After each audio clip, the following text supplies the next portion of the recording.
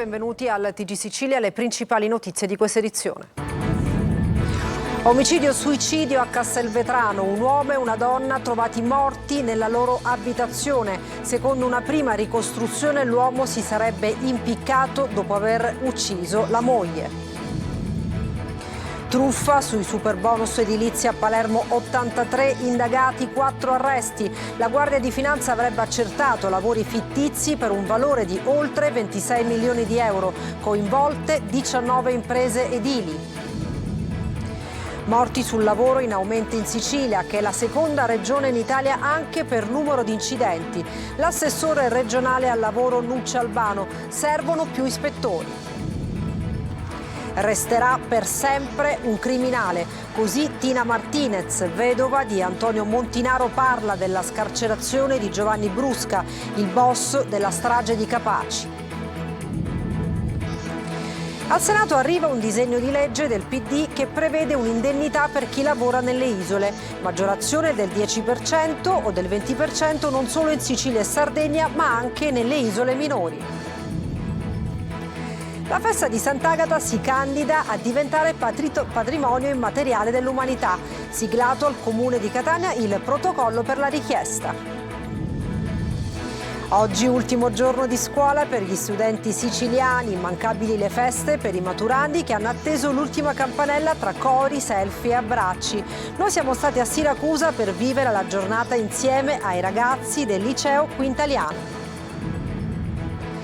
E poi il calcio, Toscano resta al Catania, in corso valutazioni su Faggiano. Al TG Sicilia il vicepresidente rossazzurro Grella illustra le mosse future del club di Pelligra.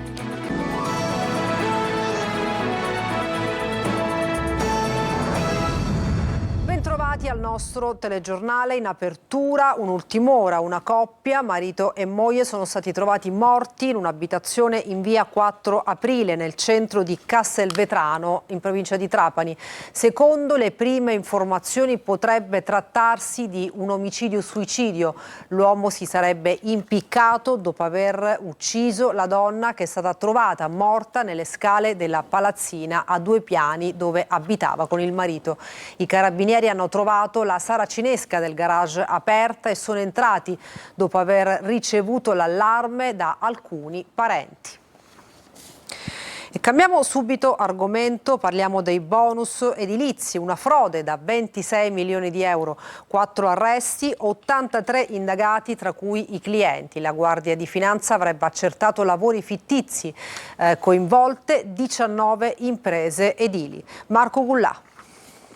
Lavori fantasma che ammonterebbero a 26 milioni di euro e che sarebbero risultati solo sulla carta per fare soldi con i bonus edilizi e poi investirli anche in oro e criptovaluta. L'ultima operazione della Guardia di Finanza di Palermo porta all'arresto di 4 persone e 83 indagati, domiciliari per Angelo e Fedele Notaro, Salvatore Castelli e Massimo Smeraldi. Sono indagati per associazione a delinquere finalizzata alla realizzazione di frodi in materia di bonus edilizi, bonus facciate, ecobonus e recupero del patrimonio edilizio.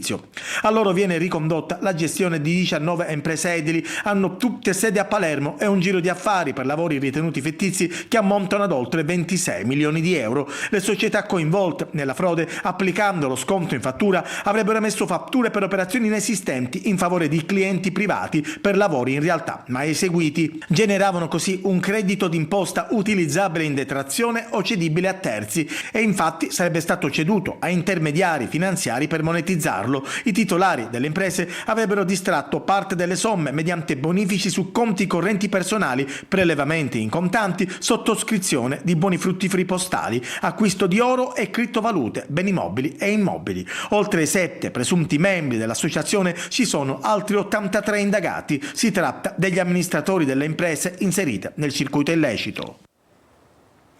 Morti sul lavoro in aumento in Sicilia, che è la seconda regione in Italia per numero anche di incidenti. L'assessore regionale al lavoro Nuccia Albano: servono più ispettori. Marco Gullà. Meno infortuni ma più decessi. Secondo i dati forniti dall'INAIL sono 207 in Italia le morti sul lavoro registrate nei primi 4 mesi del 2025, 3 in più rispetto allo stesso periodo del 2024. Se si considerano anche gli incidenti fatali in itinere, ovvero nel tragitto casa-lavoro, il bilancio delle vittime sale a 286. Molti di questi in Sicilia, che è la seconda regione per aumento di incidenti. Numeri ancora preoccupanti e che tengono accesa la spia dell'emergenza sul lavoro. Se ne è parlato questa mattina nel corso di un convegno organizzato da Asso Imprese e FIAC. È fondamentale che ci sia anche il controllo appunto gli ispettori, diciamo, il numero non è ancora sufficiente, è pur vero che da 2 anni a questa parte l'Istituto Nazionale del Lavoro ci ha mandato delle forze fresche, però io non voglio fare proclami, quest'anno dovremmo fare un concorso per ispettore del lavoro e immettere 50 unità. In Sicilia il numero delle vittime è cresciuto del 50%, quest'anno 22 incidenti fra gli over 75. Secondo noi ci sarebbe da programmare degli investimenti fin dal governo centrale fino ai governi periferici affinché si possa fare formazione sui luoghi di lavoro. Purtroppo abbiamo un tasso di mortalità delle imprese che ci preoccupa, ovvero c'è la voglia di fare imprese ma dall'altro lato molte imprese non riescono a sopravvivere. Su questo bisogna lavorare nel diffondere la cultura d'impresa, snellire la burocrazia e soprattutto quelli che sono tutti gli incentivi a favore degli imprenditori e degli aspiranti imprenditori. Non si spengono le polemiche sulla scarcerazione di Giovanni Brusca. Il boss pentito resta per tutti un criminale sanguinario e non basta a calmare gli animi il fatto che non metterà più piede in Sicilia. Manlio Viola. Giovanni Brusca torna libero, ma il boss sanguinario, ultimo degli stragisti, non metterà mai più piede in Sicilia. Vivrà in una località segreta e sotto falso nome, ma per colui che usò il telecomando per far saltare in aria l'autostrada a Capaci, che strangolò e fece sciogliere nell'acido il piccolo Giuseppe Di Matteo, che lo chiamava zio, non c'è pena sufficiente. A poco vale sapere che ha collaborato con la giustizia. La rabbia monta fra i parenti delle vittime, da Maria Falconi a Giuseppe Costanza, sorella del magistrato e autista di Falcone, sopravvissuta alla strage, è un coro unanime di rabbia. Per Tina Martinez, vedova di Antonio Montinaro, il caposcorta di Falcone, morto anche lui in quell'esplosione, l'aver collaborato con la giustizia non fa di Brusca una persona per bene. In ogni caso lui resterà comunque un criminale. E questo è quello che devono capire i ragazzi, che non perché lui ha collaborato diventa persona per bene. Non lo è e non lo sarà mai Giovanni Brusca. Ma per gli investigatori è un male necessario. Luigi Savina, oggi questore, allora capo della mobile di Palermo che guidò la cattura di Brusca, dice: i pentiti sono e sono stati fondamentali. Senza i collaboratori di giustizia si farebbe un passo indietro.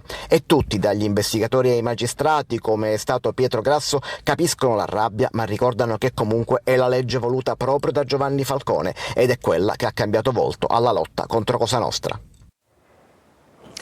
E adesso una notizia: si è arrampicato su una grondaia per intrufolarsi nell'appartamento dell'ex compagna al secondo piano di una palazzina di Catania e dopo aver sfondato una finestra ha fatto irruzione nella casa e ha aggredito la donna trascinandola per i capelli e dandole un morso sulla guancia. Protagonista della vicenda un 24enne che è stato arrestato dalla polizia per lesioni aggravate dai futili motivi ed è stato denunciato per maltrattamento in famiglia e danneggiamento. Al Senato arriva un disegno di legge del PD che prevede una indennità per chi lavora nelle isole, dalla Sicilia alla Sardegna alle isole minori. Vediamo di cosa si tratta con Francesco Triolo.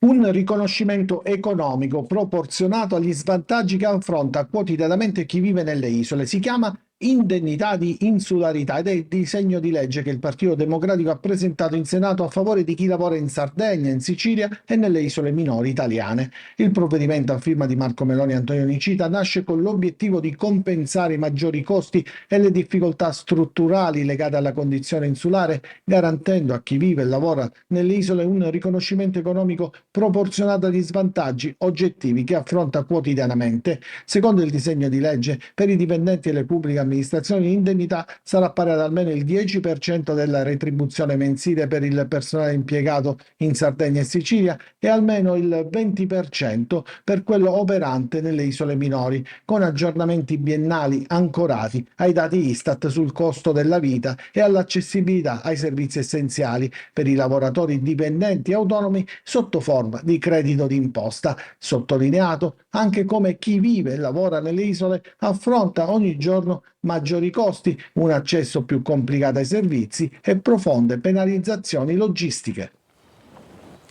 Uno stabilimento di produzione cosmetici nell'area dei paesi etnei era tenuto in pessime condizioni igieniche, con scaffali arrugginiti, pareti e soffitti scrostati. Inoltre le materie prime erano stoccate in un garage, anche questo con gravi carenze igieniche. A conclusione della verifica il NAS ha sequestrato lo stabilimento e 670 kg di materie prime e prodotti finiti per un valore di circa 300.000 euro. Siglato oggi al Comune di Catania il protocollo di richiesta perché la festa di Sant'Agata sia candidata a patrimonio immateriale dell'umanità. A firmare il documento l'arcivescovo Renna, il sindaco Trantino, il rettore Priolo e il presidente del comitato festeggiamenti Carmelo Grasso.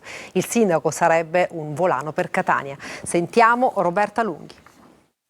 4 firme che valgono una richiesta perché la festa di Sant'Agata possa entrare nel novero delle candidature a patrimonio culturale immateriale dell'umanità stilata dall'UNESCO.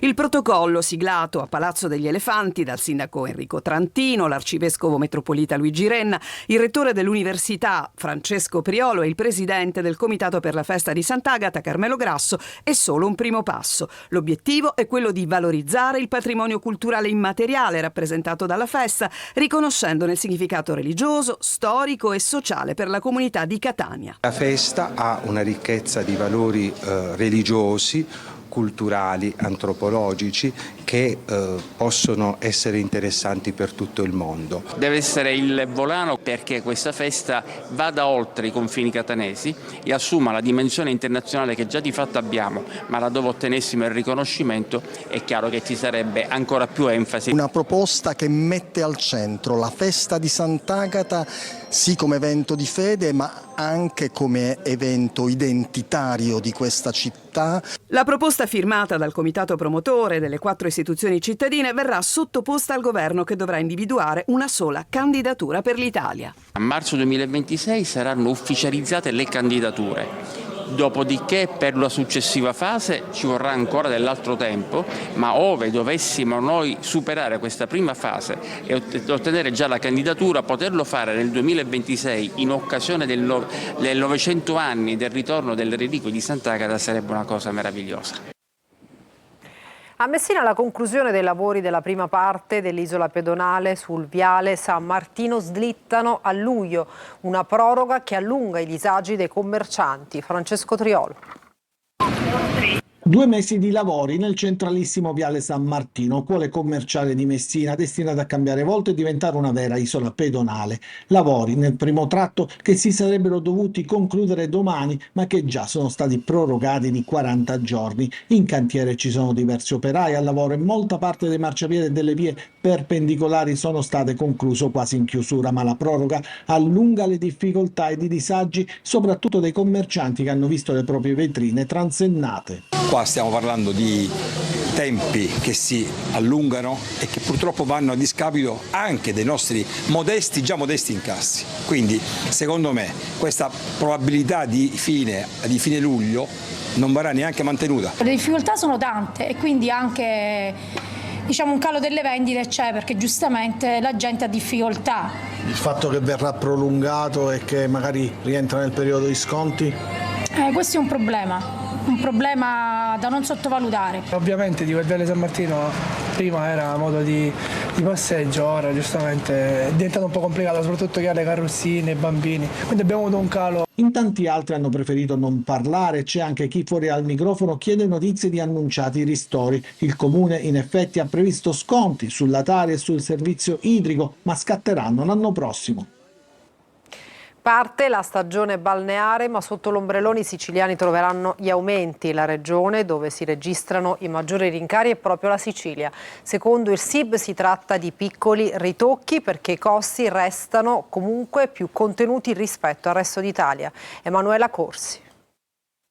Con l'arrivo del grande caldo entra nel vivo la stagione balneare, ma quest'anno la cara estate si trasforma in caro estate, soprattutto in Sicilia, che secondo Federconsumatori è la regione dove si registrano i maggiori rincari, più 6% rispetto al 2024. Seguono la Sardegna con il 4%, Veneto, Emilia-Romagna, Abruzzo, Basilicata e Liguria con il 3%. Un abbonamento giornaliero in Sicilia nel 2024 costava in media 25 euro, quest'anno si attesta sui 27. Un abbonamento stagionale passa da una media di 1.000 euro a 1.080, con punte di 1.100-1.200 nelle strutture più attrezzate di Palermo e Catania. Si tratta di piccoli ritocchi, dice il presidente del SIB catanese intervenuto a Buongiorno Sicilia, perché i costi nella regione sono ancora relativamente contenuti rispetto ad altre regioni d'Italia. Qualche piccolo aggiustamento è stato necessario per questa impennata dei prezzi, quindi tutto è aumentato.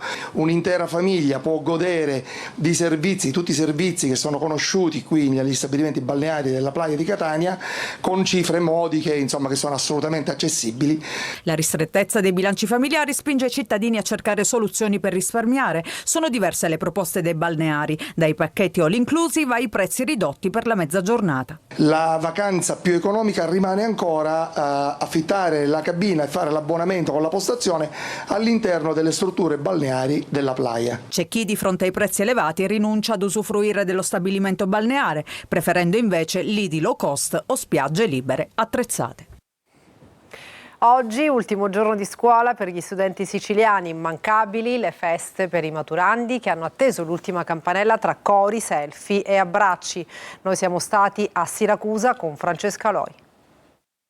C'è chi è già in vacanza, ma chi è al quinto l'ultimo giorno di scuola non lo vuole perdere. Niente libri sui banchi, quella che si respira è gioia mista tristezza. L'ultimo giorno che si conclude con un po' di malinconia perché lasciamo i compagni e i professori che ci hanno accompagnato per 5 anni.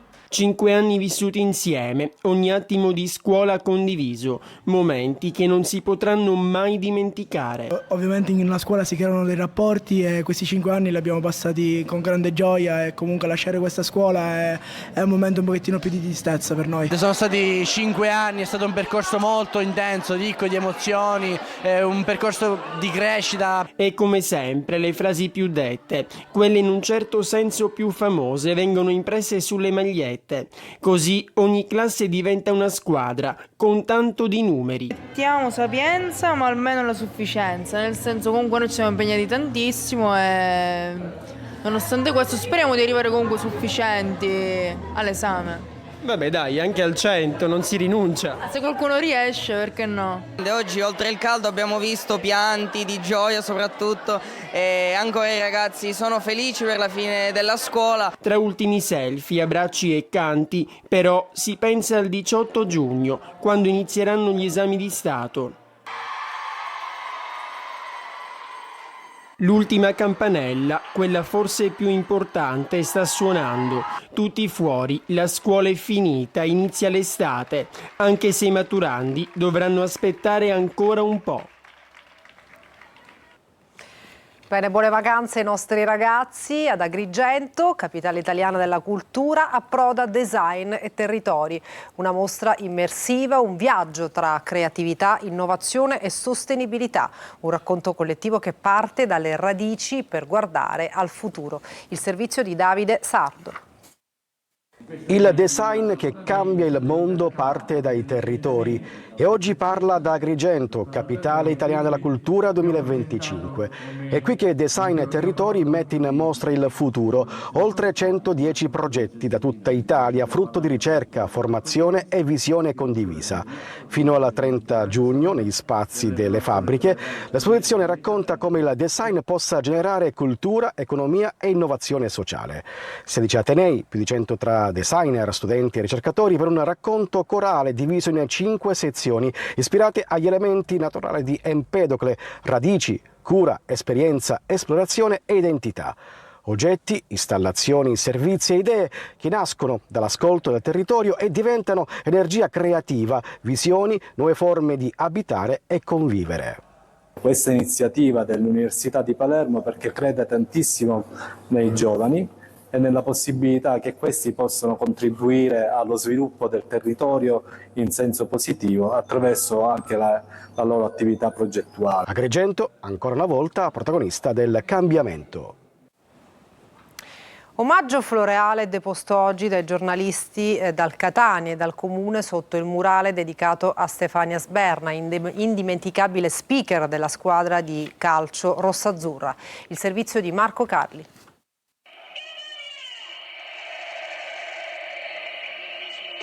La sua voce, ma anche la passione per la città e per la squadra, oltre al suo carattere amabile, l'hanno fatta entrare nel cuore di tutti. Stefania Sberna era così. I giornalisti dell'Unione Stampa Sportiva di Catania hanno deposto un omaggio floreale sotto il murale dedicato alla giornalista e speaker, firmato dallo street artist Giuseppe D'Amico. Un momento caratterizzato anche dalla commozione, oltre che dalla riconoscenza. Presente la famiglia di Stefania Sberna, oltre al vicepresidente del Catania Vincenzo Grella e all'assessore allo sport del Comune di Catania Sergio Parisi. Ricordo tempi bellissimi, il Catania di Maran,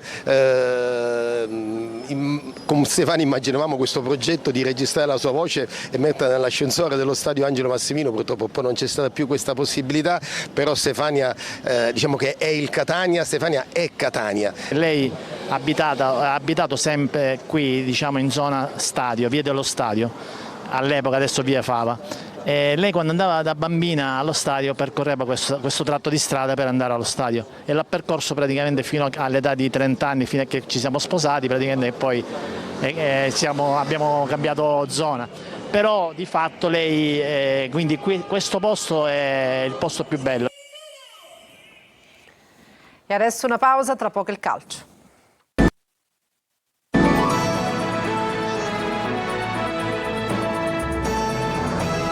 Bentornati al TG Sicilia, adesso il calcio. Toscano resta, valutazioni su Faggiano. Il vicepresidente del Catania parla delle mosse future del club. Marco Carli. Toscano resta, è la notizia nell'aria da tempo, per non dire da sempre, che il vicepresidente del Catania Vincenzo Grella conferma in occasione della deposizione di un omaggio floreale sotto il murale dedicato a Stefania Sberna. Toscano resta? Toscano resta e resta perché ha un contratto ancora di 1 anno e per me non era una discussione se non su quelle che potevano essere le linee guida, quelle che erano le sue esigenze, le sue, come dire, naturali pensieri su una stagione fatta. Su Faggiano, mentre i rumors parlano di possibile addio, valutazioni in corso, dice Grella. Sulla questione direzione sportiva siamo, diciamo, quasi in fondo alle varie valutazioni che stiamo facendo sulla guida della direzione sportiva. Penso a breve tempo prenderemo delle decisioni. Presto la presentazione di Zarbano. Fra i temi trattati nella chiacchierata con i giornalisti anche Torre del Grifo. È un investimento molto grande per un club che ha appena 3 anni. Io penso questo ti fa capire l'intenzione del presidente Pelligra. Dopo tutto quello che è stato detto, penso un ulteriore sforzo di questo genere fa capire che lui non ha nessuna intenzione di cambiare la sua strategia e lo rinforza facendo un investimento molto importante. E per questa edizione è tutto, grazie per averci seguito. Prossima edizione del TG Sicilia alle ore 20. Buona giornata.